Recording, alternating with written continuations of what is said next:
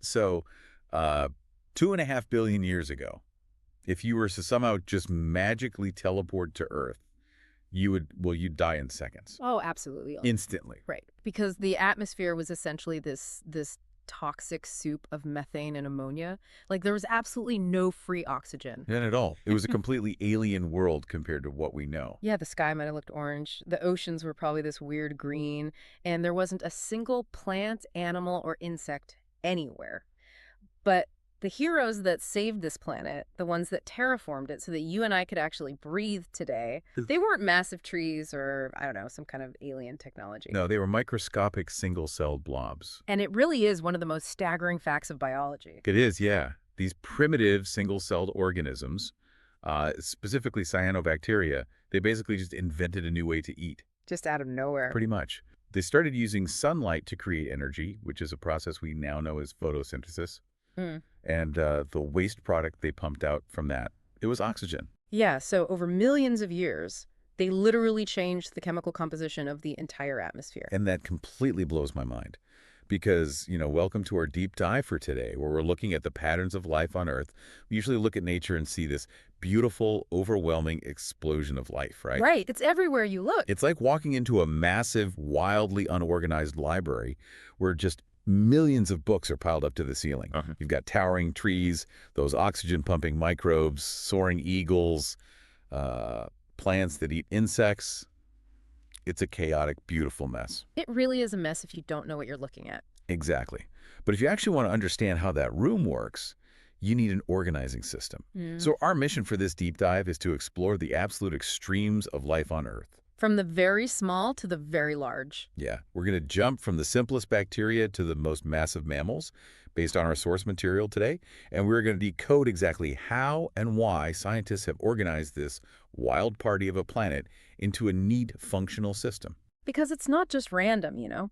There is a deep mechanical logic behind why some plants can survive a decade-long drought while others just wither in a single day. Right. Or how certain insects naturally guard our food supplies while others annihilate them. Exactly. And when you start to understand that logic, your entire perspective shifts. You really stop seeing a tree or a bird as an isolated object. You see the connections. Right, you start seeing the entire fabric of life. You start to see how the physical body of an organism is actually a direct reflection of its environment and how every single thread is connected to the ones around it. So let's actually look at some of those threads. Mm. Imagine a hot, blistering desert. You've got these massive, sweeping sand dunes. The air is visibly shimmering with heat. Just a really harsh environment. Super harsh. A line of camels is trekking across the horizon. In the foreground, you've got these towering green cacti anchored in the dry soil, and a lizard is just baking on a rock. To us, it looks incredibly desolate. But ecologically, it's actually teeming with highly specialized technology. Right. And then you could travel to the absolute opposite extreme. Picture the polar ice caps. Yeah. Jagged, snow-covered mountains, freezing blue waters, floating icebergs. Total opposite end of the spectrum. You have a mother polar bear and her cub walking on sea ice, seals resting right at the water's edge, and a massive whale breaching the surface. The environmental demands there are completely inverted from the desert. Completely inverted. The challenges are entirely different. Yeah, and then jump again to a dry savanna. It's this vast open landscape with sparse, dry grass. A deer's leaning down to drink from a muddy water hole, but just nearby there's a cobra coiled up in the shade. Waiting. Right, waiting. A lion is watching from the tall grass, an eagle circles high on the thermal winds, and a monkey is just sitting calmly on a rock. Or, take a dense, humid jungle, just bursting with broad green leaves, ferns, thick vines, a river cutting through the mud. It's so visually dense. Yeah, an elephant emerging from the foliage, a brightly colored hornbill up in the canopy, monkeys huddled by the water. So, from the freezing Himalayas to the coral reefs of the Andaman Sea, this immense, mind-boggling variety of living organisms across all these distinct habitats, that is what we call biodiversity. That's the definition right there. We hear that term a lot, but Yeah. seeing it laid out, from the camel to the whale to the hornbill, it really hits home. It's the sheer, staggering variety of biological life. But here is the crucial thing, and I think people miss this. Biodiversity isn't just a metric of pretty scenery. Like a nature documentary. Right. It's not just for TV. It is the absolute prerequisite for life on Earth to continue. Every single organism you just described, and the millions you can't see, they're performing a highly specific job that keeps the environmental machine running. They aren't just living in the ecosystem. No, they are the ecosystem. Let's talk about some of those jobs, because there are things we take totally for granted. We already mentioned the cyanobacteria, but today, microscopic algae in the oceans are doing a huge portion of that heavy lifting. Huge portion. You can't even see them, but they are releasing a massive percentage of the oxygen you and I are breathing right now. And then consider the decomposers, which rarely get the credit they deserve. The unsung heroes. Truly. Fungi and bacteria. Their biological job is to constantly break down fallen leaves, dead animals, and organic waste. Just constantly cleaning up. Yeah, converting all of that complex material back into basic nutrients and fertile manure. Without decomposers, the world would literally choke on its own dead matter. Oh, wow, yeah. The soil would be completely barren. New life couldn't grow. Exactly. And then you've got birds, bees, and bats functioning as this massive global delivery service, constantly pollinating flowers so plants can reproduce. And the plants themselves are out there acting like biological solar panels, capturing sunlight to manufacture chemical energy that ultimately feeds nearly everything else. And, you know, we cannot make the mistake of thinking humans sit outside of this web. Right, like we're just observers. We are completely entangled in it. We rely on biodiversity for our food, our structural materials, our raw medicines. There is a brilliant historical example of how early humans understood this on a deeply practical level. Oh, the itchy farmers. Yes. Long before the science of genetics was a thing, ancient farmers were actively conserving diverse varieties of crops. They really were. They weren't just, planting one generic type of wheat or rice across massive fields like we often do today in commercial farming. Right, monoculture. Yeah. Instead, they were intentionally saving and planting a huge variety of seeds. They had some varieties that were highly drought tolerant, some that naturally repelled specific pests, and others that could somehow manage to grow in really poor, rocky soil. What's fascinating here is how the farmers were practicing early ecology without even knowing the modern scientific terms. They were practicing highly sophisticated risk management. Like an insurance policy? Exactly like an insurance policy. Oh. By maintaining genetic diversity in their fields, they were mathematically reducing the risk of a total catastrophic failure. So if a severe drought hits, the water-needy crops might die. Right, but the drought-tolerant variety survives. And because of that, the community doesn't starve. Diversity literally equals resilience. Yeah. Now, we're talking about global biodiversity, but you don't have to look at the whole globe to see this engine of life at work. We can just look geographically at India, which is an absolute powerhouse when it comes to the variety of life. India is a fantastic case study because its physical geography is so wildly varied. I mean, within one country, you have the towering, freezing alpine environments of the northern mountains. Right, the Himalayas. Then you have arid, blistering deserts in the west. You have incredibly dense, humid rainforests in the northeast, vast, ancient plateaus in the south, and thousands of kilometers of coastline along the Arabian Sea and the Bay of Bengal. And each one of those regions has entirely different soil chemistry, completely different temperature swings, and varying rainfall. Completely distinct habitats. Yeah, and because of these unique, isolated climate pockets, nature has engineered species that are perfectly molded to live there and absolutely nowhere else on the planet. And that brings us to a really critical term from our source material: endemic species. Right, an endemic species is an organism that is entirely restricted to one specific geographical region. It naturally exists there and literally nowhere else on Earth. The stakes for endemic species are incredibly high, aren't they? Incredibly high.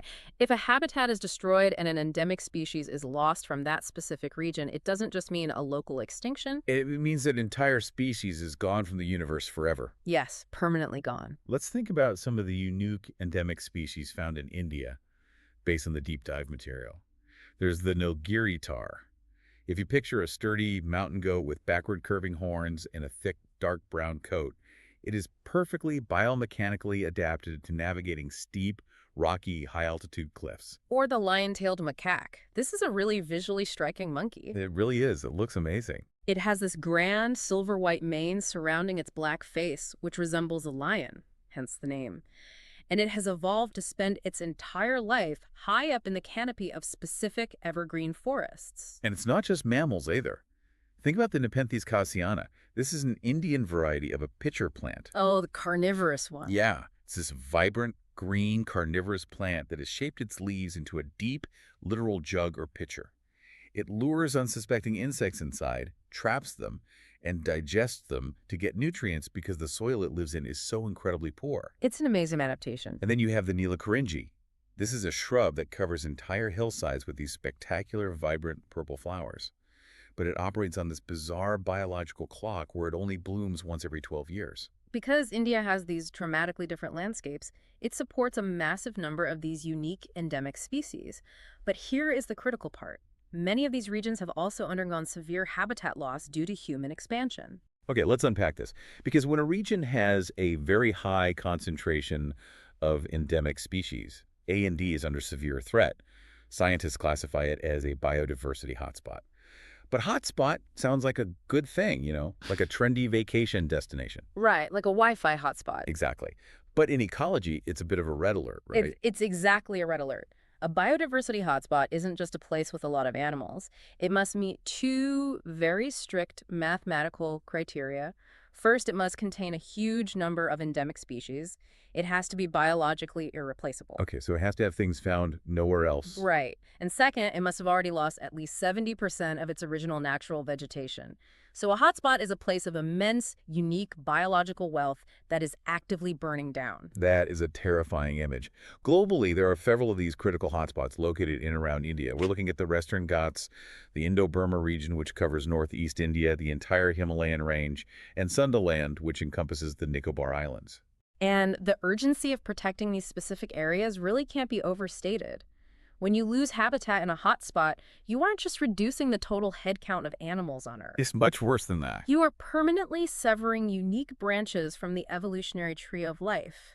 You are destroying hyperlocal food webs. It's like pulling Jenga blocks from the very foundation of the tower. The whole local ecosystem can collapse. Which naturally makes you wonder, how did all these incredibly specific, perfectly adapted Jenga blocks get there in the first place?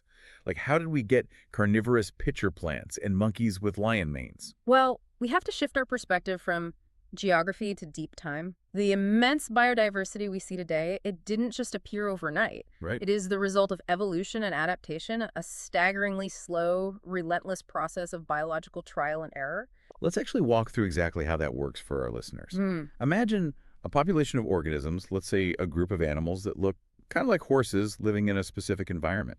But over thousands of years, the climate slowly changes, maybe gets much drier, the soft leafy plants die out, and only tough, thorny bushes survive. Right, so the food source changes. Yeah. And within that population of horse-like animals, there isn't perfect uniformity.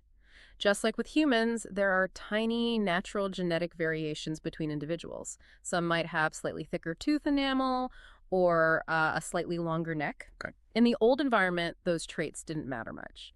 But in the new, dry environment with tough, high-up bushes, suddenly a slightly longer neck is a massive advantage. Right.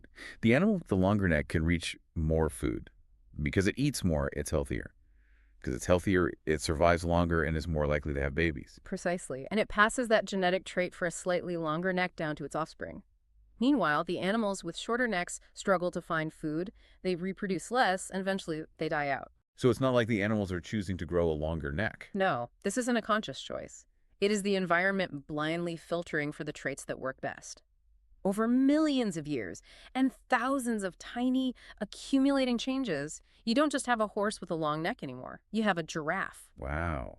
The sheer variety of life is just the physical record of organisms adapting to millions of different changing environments. It is the ultimate slow-motion engine of creation. And what's interesting is humans have actually recognized the importance of this relationship between environment and life for thousands of years. Oh, really? Yeah, long before Charles Darwin, ancient traditions were cataloging and protecting these systems. Oh, right. The source material mentions this, like the ancient Indian traditions. Yes. If we connect this to the bigger picture, ancient cultural practices often intuitively grasp the science of conservation. For example, ancient Tamil literature details the Sangam Tinai concept. The Sangam Tinai. Right. This wasn't just poetry, it was a highly sophisticated early ecological classification system. It categorized landscapes like mountains, forests, croplands, and coasts, and it intimately linked them with the specific flora, fauna, and human lifestyles adapted to each zone. So they understood that a mountain ecosystem requires totally different survival strategies than a coastal one. Exactly. And you also see this in the widespread ancient tradition of sacred groves. I found this part so fascinating. These were specific patches of old-growth forests that local communities strictly protected for spiritual or religious reasons. There was absolutely no logging, no hunting, no foraging allowed. It was completely off limits. Yes. Think about the practical outcome of a sacred grove. Mm-hmm. While it was framed through a spiritual lens, the ecological result was the preservation of pristine, hyper-local habitat. That's right. These groves functioned as vital seed banks, protected water catchments, and safe havens for endemic medicinal plants.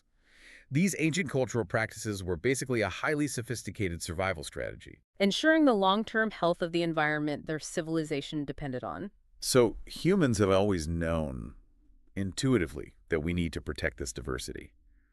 But as our world expanded and our ships started sailing across oceans and our microscopes got stronger, we realized we weren't just dealing with local forests anymore. The scale changed entirely. Yeah, we were suddenly dealing with millions of distinct species globally. Intuitive understanding just wasn't enough anymore. Like, if a biologist in India is studying a specific beetle, how do they know they are talking about the exact same beetle as a researcher in London? They wouldn't without a system. We needed a universal language. The need for a standardized classification system became an absolute scientific emergency. Which brings us back to our library analogy. Right. Imagine walking into the world's largest library. Millions of books, but there are no shelves. The books are just dumped in massive piles on the floor. And your job is to find one specific copy of Charles Darwin's On the Origin of Species. It would be literally impossible. You'd have to pick up every single book, one by one. You'd lose your mind. You absolutely would. But if the library is organized, if books are sorted first by genre, so you walk to the nonfiction wing, then by subject, so you find the biology aisle, Yeah.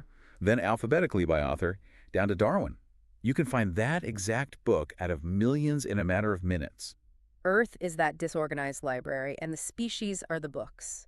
To study them systematically, to actually understand how a fungus relates to a tree, we have to group them based on shared characteristics. We have to build the shelves. But how do you decide what the shelves are? Because you can't just group things by color. A green tree frog and a green leaf are completely unrelated. Right, that would be a terrible system. Scientists use 7 very specific criteria, the basis of classification, to sort every living thing. Let's really dive into these because this is the foundational logic of all biology. Okay, let's go through them. The first criterion is the most historically intuitive, Right. external features. Yes. What does the organism look like on the outside? What is its basic body plan? Does it have 6 legs or 4, feathers or scales? A bird looks fundamentally different from a snake, so they go on different broad shells. Makes sense. The second is mode of nutrition. Essentially, how does it get its energy? And biology uses 2 vital terms here, autotrophic and heterotrophic. Right, and it's important to understand these terms. Think of autotrophic as self-feeding. Plants are autotrophs. They use sunlight to manufacture their own internal food. And heterotrophs. Heterotrophs, like you and me, cannot make our own food. We have to consume other organisms to steal their energy. We're the consumers. Oh. Okay, criterion 3 looks deeper. Internal structures. We look past the skin. Does the organism have a rigid skeleton?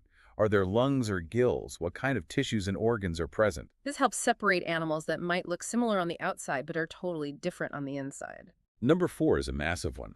Cell structure. Because when we finally got microscopes, everything changed. We started asking, is the organism unicellular, meaning its whole body is just one single cell? Or is it multicellular, made of billions of cells? And what kind of cell is it? Is it a prokaryote, which is a very primitive cell with no defined nucleus, just genetic material floating around? Or is it a eukaryote, a complex cell with a protective, organized nucleus? Also, does the cell have a hard, rigid wall around it, like a plant, or a soft, flexible membrane, like an animal? Exactly. The 5th criterion is ecological role. What is the organism's job in the environment? Is it a producer, like a plant making food, a consumer, like an animal eating the plant, or a decomposer, like a fungus breaking down the dead animal? Number 6 is reproduction. How does it multiply?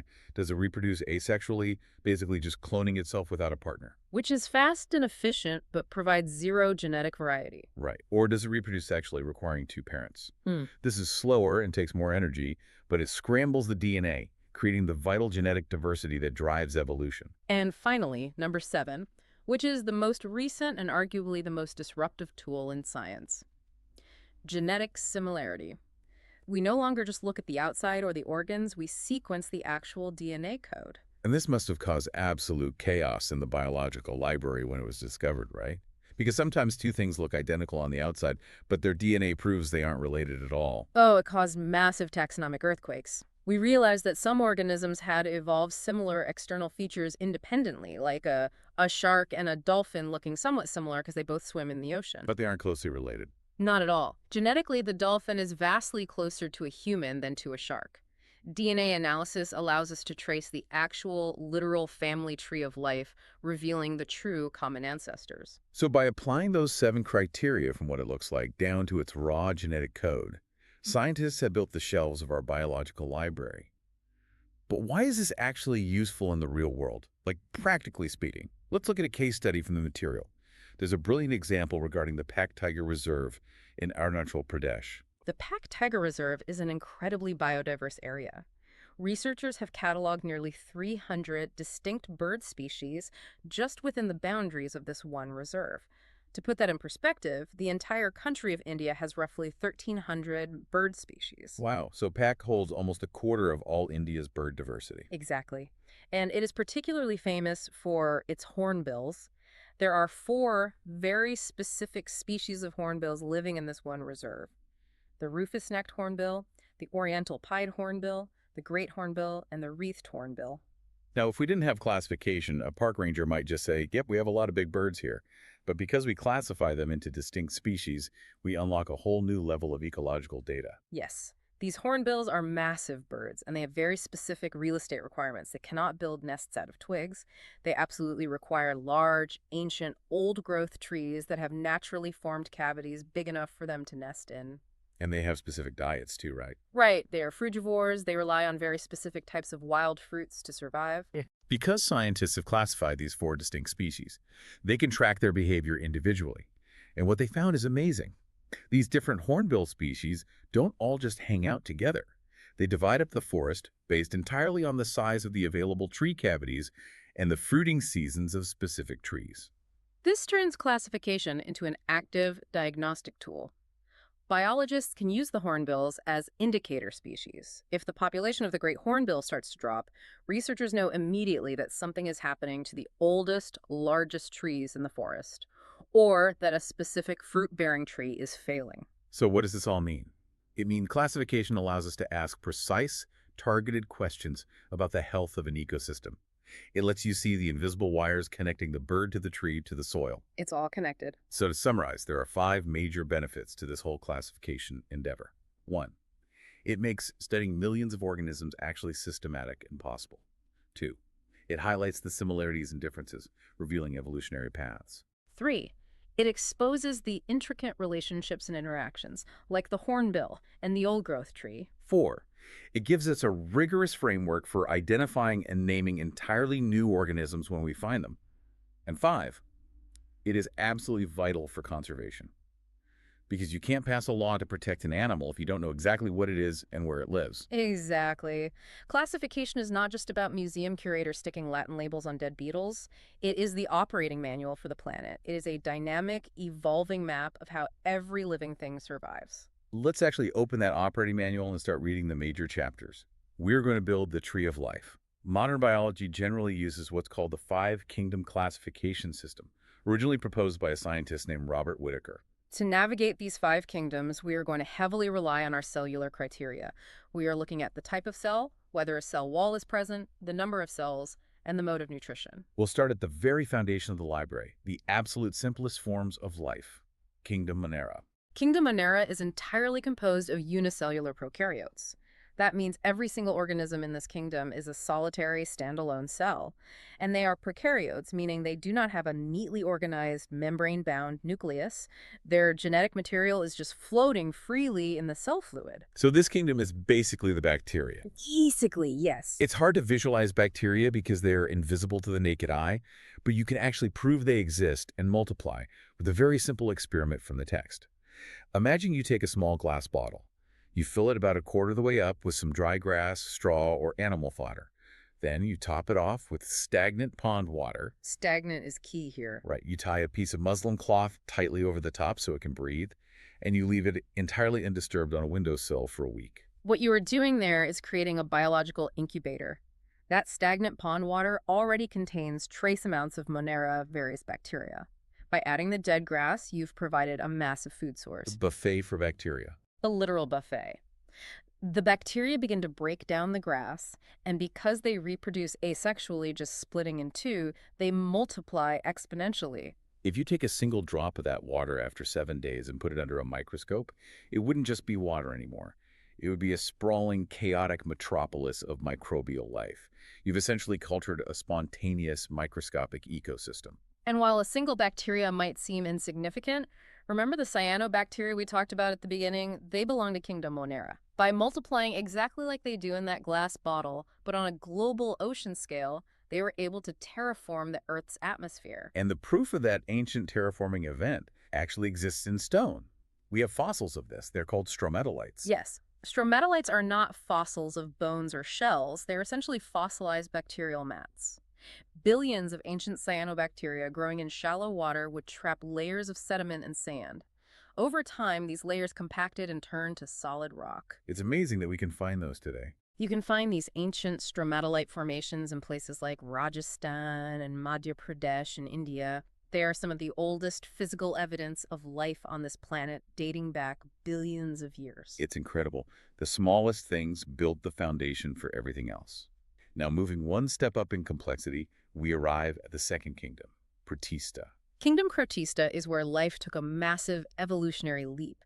These are mostly still unicellular, single-celled organisms, but they are eukaryotes. They have evolved a true organized nucleus that protects their DNA and complex internal machinery. If you look at protists under a microscope, you start to see distinct personalities. You have the amoeba, which just looks like a shifting gelatinous blob that moves by constantly changing its shape. Very recognizable. Yeah. You have the euglena, which is fascinating. It has a tiny whip-like tail called a flagellum that acts like a propeller to move it through water. And you have the paramecium, which is covered in tiny hairs and looks a bit like the sole of a shoe. Then we have the third kingdom, which is radically different. Kingdom fungi. This includes things like yeast, which we use to bake bread, aspergillus, which is a common mold you might find on old fruit, and of course, the mushrooms growing in the forest. Now, fungi are interesting because they look a bit like plants. They don't walk around, they grow in the dirt, and they actually have a rigid cell wall. But environmentally, they are totally different. The defining characteristic of fungi is their mode of nutrition. They have absolutely no chlorophyll, which means they cannot perform photosynthesis. They are heterotrophs. But they don't eat with a mouth like Right. animals do, right? No, they grow their cellular threads into dead or decaying organic matter like a fallen log, secrete powerful digestive enzymes outside of their bodies to dissolve the wood, and then absorb the liquid nutrients. They are the ultimate recyclers. Thinking about these single-celled protists, and the fungi brings up a really profound thought exercise, sort of pause and ponder moment. How does a single-celled amoeba manage to do everything? It hunts, it eats, it breathes, it excretes waste, it reproduces. It does all of this inside one microscopic bubble. This raises an important question, doesn't it? It really does. Hey, Ray. Because you and I require a heart, lungs, kidneys, a brain, billions of highly specialized cells working together just to accomplish those exact same biological tasks. It highlights two completely divergent evolutionary strategies for survival. The single-celled organism is a master of extreme multitasking and efficiency. Its whole universe is that one cell. Multicellular organisms, however, opted for extreme specialization and teamwork. Like a factory assembly line. Exactly. A human skin cell doesn't need to know how to digest food because the stomach cells handle that. The trade-off is that multicellular life requires massive amounts of energy and complex communication systems, but it allows for larger body sizes and more complex interactions with the environment. Both strategies obviously work, because both are still here. But let's look at the ultimate masters of multicellular teamwork, the organisms that form the physical scaffolding of our world. We are moving into Kingdom Plantae. Kingdom Plantae encompasses all plants. Let's run them through our classification criteria. They are multicellular. They are eukaryotes, meaning complex cells with a nucleus. They are autotrophic, meaning they possess chlorophyll and manufacture their own food from sunlight. And crucially, their cells are encased in a rigid cell wall made primarily of a tough carbohydrate called cellulose. That cell wall is so important because plants don't have a bony skeleton like we do. If they want to grow hundreds of feet tall to reach the sunlight, they need structural integrity at the microscopic level. Every single plant cell is basically a tiny, rigid brick. Now, the plant kingdom is vast, so biologists divide it further into 5 main classes based on their evolutionary complexity. Let's run through them. The 5 classes are Thallophyta, Bryophyta, Pteridophyta, Gymnosperms, and Angiosperms. Thallophyta includes the simple green algae, like the strands of Spirogyra you might find in a pond. They don't even have distinct roots, stems, or leaves. Super basic. Very. Bryophyta are like the amphibians of the plant world. Think of mosses covering damp rocks. They live on land, but still require water to reproduce. Pteridophyta includes ferns, which have evolved specialized internal plumbing vascular tissues to transport water, allowing them to grow larger. But I want to do a really deep dive into the 4th class, the gymnosperms, because they are a master class in how physical structures are adapted for survival. Gymnosperms include trees like pines, firs, and cedars. Gymnosperms evolved to conquer harsh, dry, or freezing environments where liquid water is often scarce, and every piece of their anatomy reflects that struggle. Let's look at their leaves. They don't have broad, flat leaves. They have thin, sharp needles. Here's where it gets really interesting. Let's think about the physics of that. Why a needle? A broad, flat leaf is incredibly efficient at catching sunlight. It's a great solar panel. But because it has a massive surface area, it's also a massive evaporation tray. Right, it loses water fast. Exactly. If you live in a dry environment, a flat leaf will cause you to lose all your internal water to the wind and heat. By tightly rolling that leaf structure into a compact needle, the plant drastically shrinks its exposed surface area. A pine needle is basically high-tech, biological water conservation armor. Furthermore, unlike the mosses and ferns that came before them, gymnosperms do not require a film of water for their reproductive cells to swim to each other. They solved the water problem by using the wind. They produce immense amounts of lightweight pollen that the wind carries through the air to fertilize other trees. And then there are their seeds. The word gymnosperm literally translates to naked seed. When a pine tree is fertilized, it doesn't grow a fleshy fruit around its seed. The seeds develop exposed, sitting naked on the hard, woody scales of a pine cone. Every single one of those traits, the needles, the wind pollen, the naked seeds, and tough cones, is a specific engineering solution for surviving harsh weather. And you can contrast that perfectly with the final, most advanced class of plants, the angiosperms. Angiosperms are the flowering plants. Think of a massive, beautiful gulmohar tree with its sprawling canopy and bright red flowers. Unlike gymnosperms, angiosperms do not leave their seeds naked. After a flower is pollinated, part of that flower swells and develops into a protective fruit surrounding the seeds.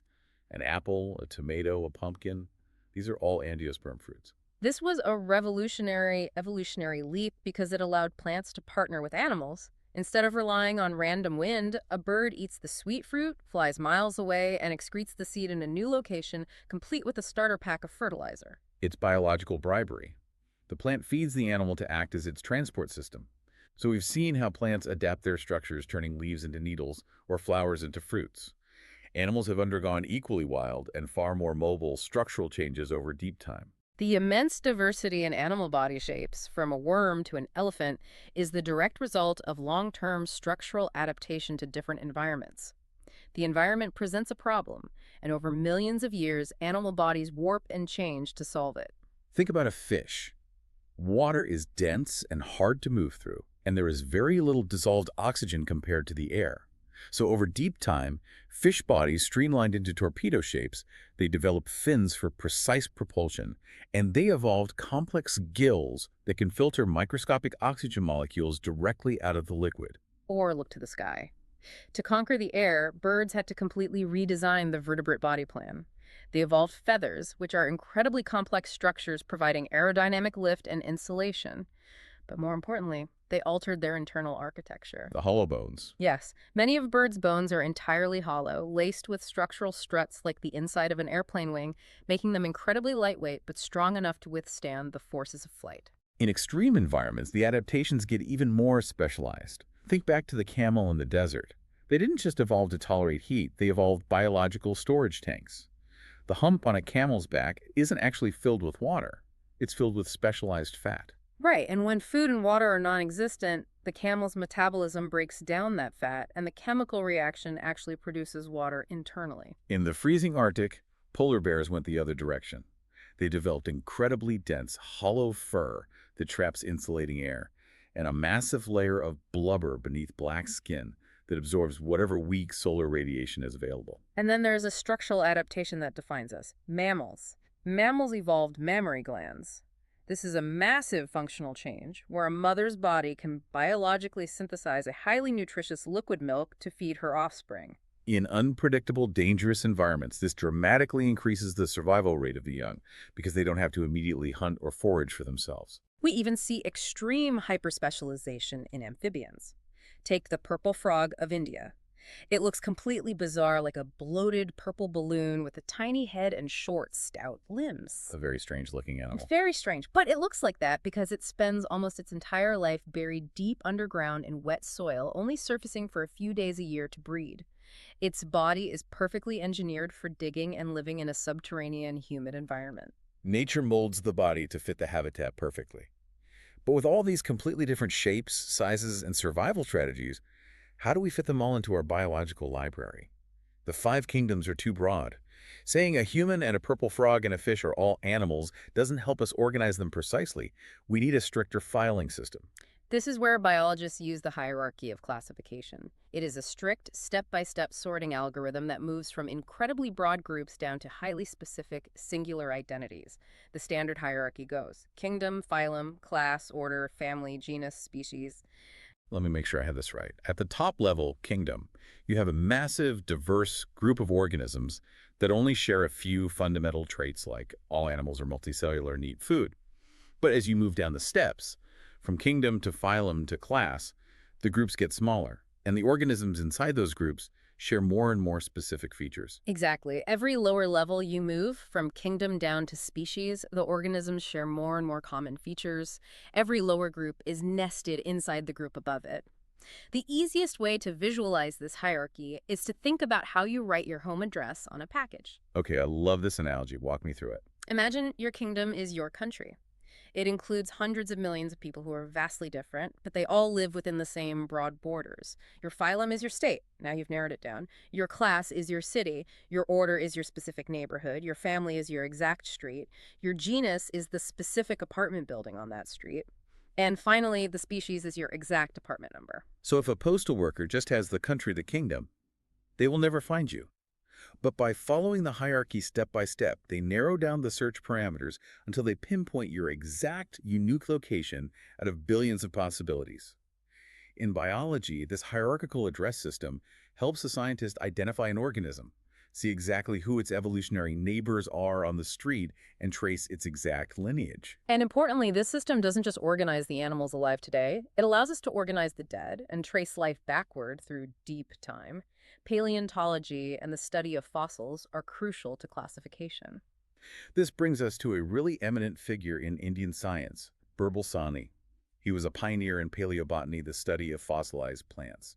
Birbal Sahni's work was foundational. He studied the remains of ancient flora, and he actually founded the Birbal Sahni Institute of Paleosciences in Lucknow, which continues to be a major global research center today. Why is paleobotany so important to our classification library? Like, why does it matter what a fern looked like 100 million years ago? Because the library of life is not a static snapshot of today.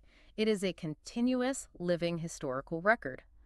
By studying fossilized plants, Sahni was able to analyze ancient anatomical structures and mathematically link present-day living plants with their extinct ancestors. Oh, I see. He provided the hard physical evidence that species don't just pop into existence independently, they evolve slowly from previous forms.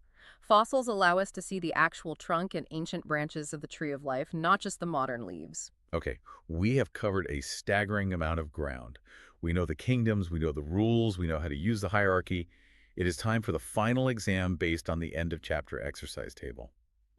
There's a brilliant thought exercise in our biological toolkit, a mystery table. I love this part. Right.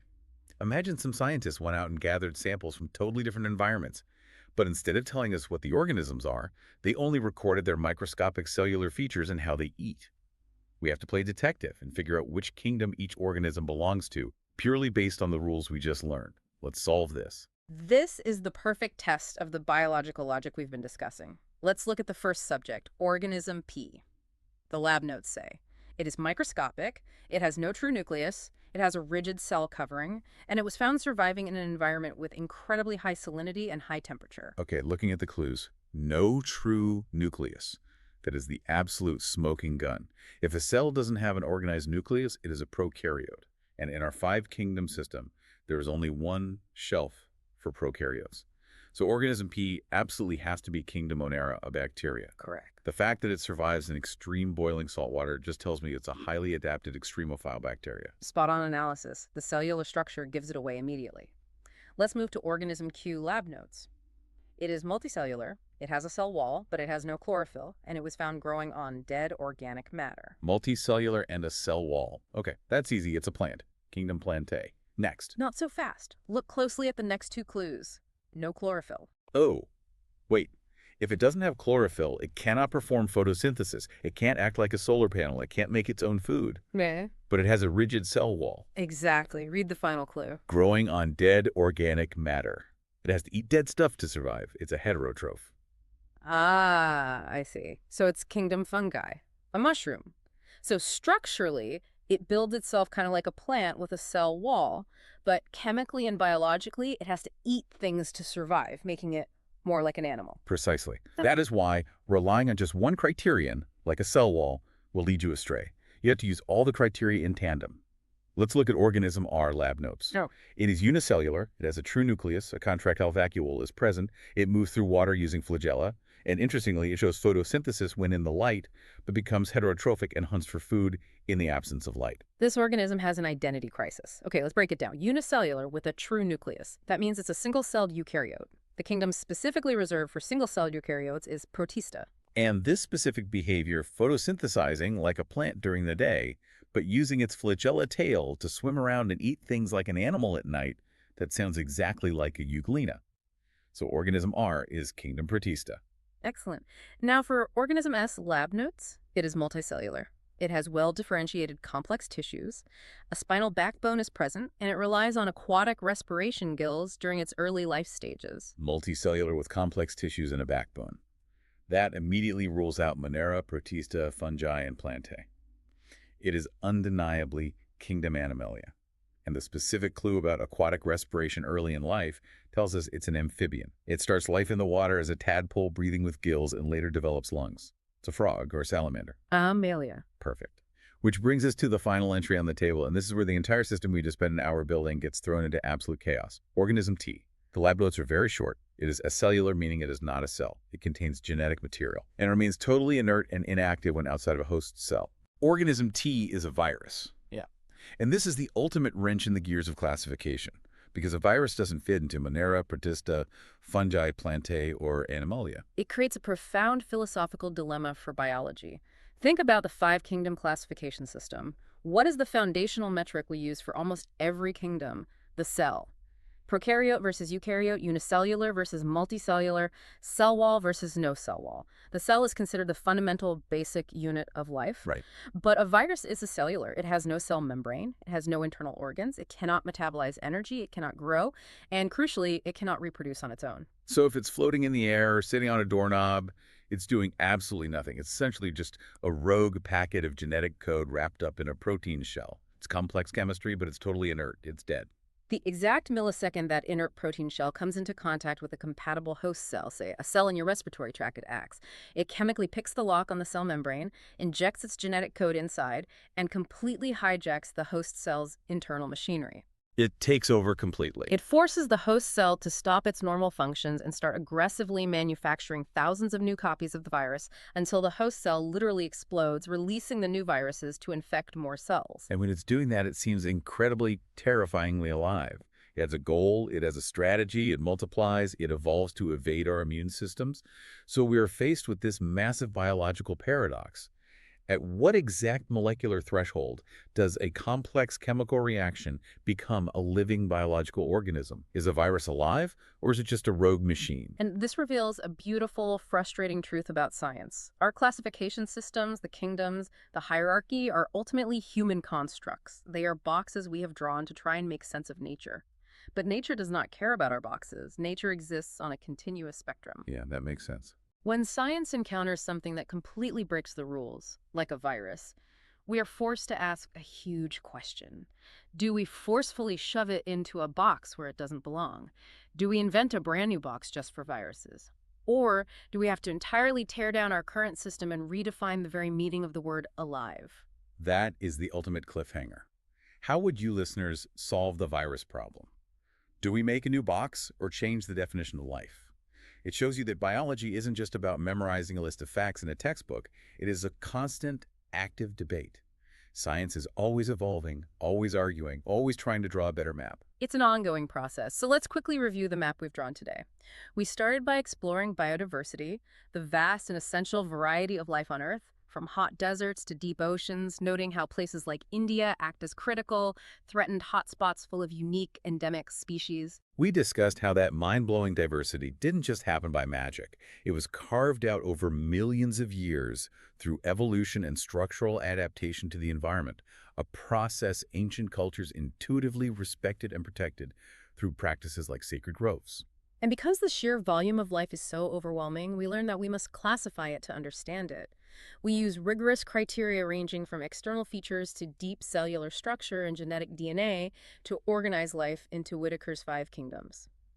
Monera, the simple bacteria; Protista, the single-celled eukaryotes; fungi, the decomposers; plantae, the autotrophs; and Animalia, the complex heterotrophs. We saw how plants evolved from simple algae to complex angiosperms, and how animals warp their body plans over deep time. We organize all of this into a precise biological hierarchy, an address system from kingdom down to species, which paleobotanists use to trace our evolutionary past. And finally, we saw how the virus comes along and challenges everything we thought we knew about the definition of a living cell. It is a comprehensive, elegant, and occasionally flawed framework for understanding the living world.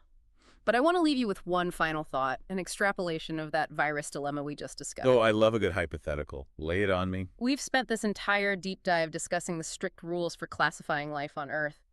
But right now, at this exact moment, astrobiologists and rovers are actively searching for life on other planets. They are scanning the dry dirt of Mars and planning missions to drill through the miles of ice on Jupiter's moon, Europa, to check the liquid oceans underneath.